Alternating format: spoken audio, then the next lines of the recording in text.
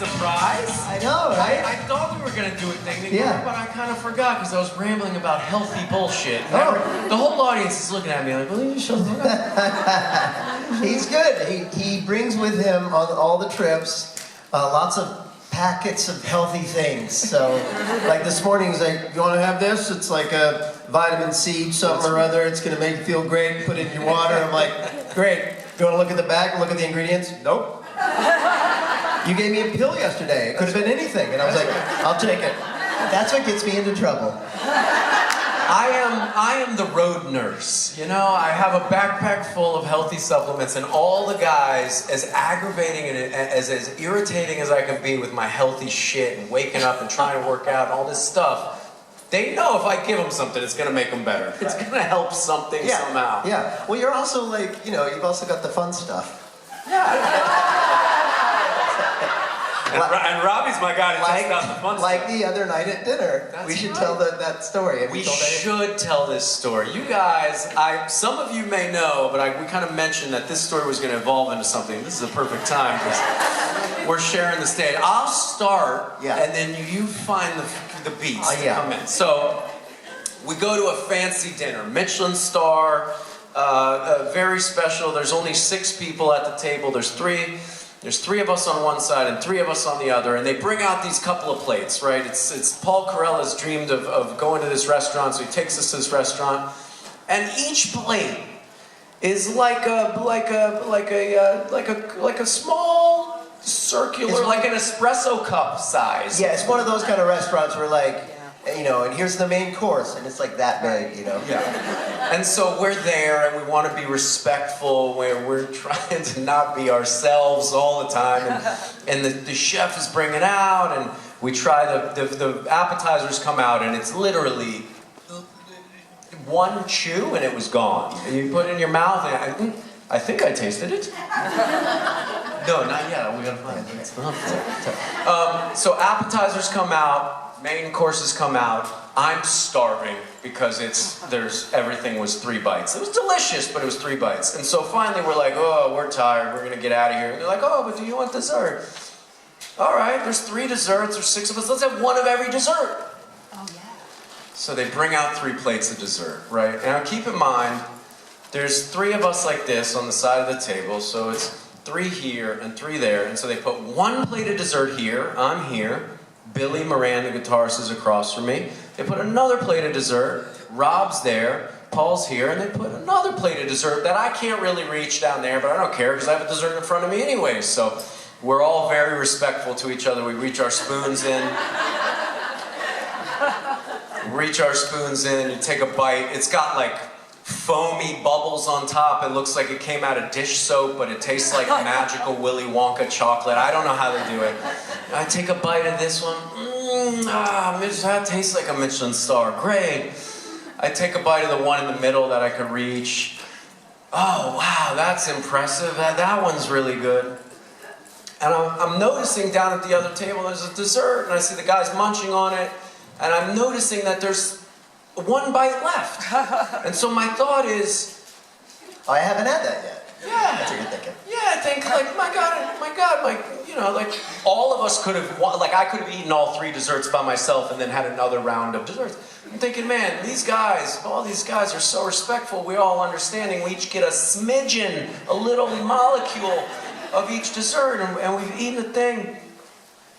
And so I grab my spoon and I go, you know what, I'm gonna reach across these guys and try that last one. I can't come to the Michelin star restaurant and not try all the desserts on the menu. So I reach my spoon all the way across Paul, all the way down to the single bite that was the size of my pinky nail. The single bite that's on the thing, and I'm like, I'm really reaching for it, so my hand's a bit shaky, and so I scoop it up, and I get it about 6 inches off the plate. And it's at this moment when the cannabis gummy bear that I gave Rob kicks in.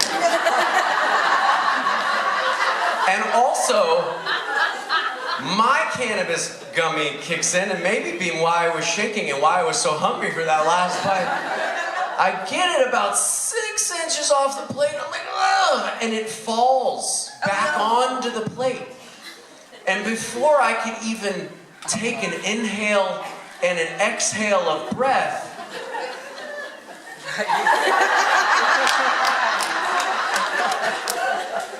Rob, like a velocifucking-raptor from Jurassic Park, comes after it with 2 spoons like Edward Scissorhands. 2 spoons. Like I don't know how I got 2 spoons. Like Edward Scissorhands trimming Mickey Mouse into a bush. Like, and I hear, my arm is still out. It's still over the plate. And I hear like. And I'm like this, still taking the exhale of the inhale of the breath I've just taken in milliseconds.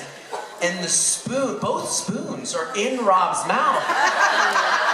And he hasn't even looked up. I didn't know what was going on. And he swallows the last bite of dessert while my hand is still out over the plate. It happened so fast, it was like an earthquake. I was like, ugh! He goes, "You're not a nice person." And I didn't know what had happened. No idea. Last I can remember, he gave me a little gummy. I was like, "Sure, Yeah. if you say so, Matt." Next thing I know, I'm in the fucking zone, man, and I'm having the best ice cream I've ever had in my life. And one taste is not gonna do it. And I just remember looking, something comes up here, but I'm just looking down here. I'm like, if no one else wants it, I've got it. And it disappears for a second. Like, where the fuck did it go? Oh, there it is. Oh, God, that's so good. Matt's going, "Robbie, you're not a nice person." Like, if there's a t-shirt made of it, make sure you make the t-shirt with my arm still out with a spoon. Because I've been stuck in this position ever since the moment. Yeah. And I have to admit, if I could go back, I'd do it again. I don't...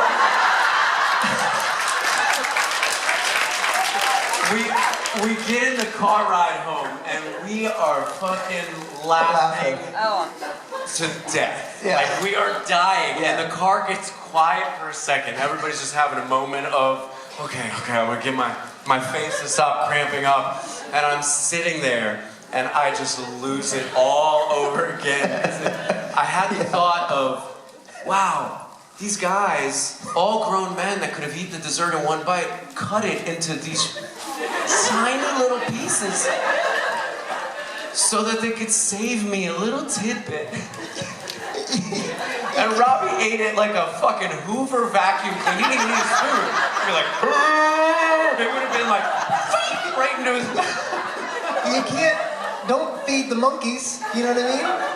You can't give me some of that funny stuff and not expect that I'm gonna be all over that coffee flavored ice cream. It was so freaking good. It was worth 5 Michelin stars, just that last bite, but guess what? I wouldn't know. Ladies and gentlemen, I'm out of here. This is Rob Benny. Have a good time. It's good.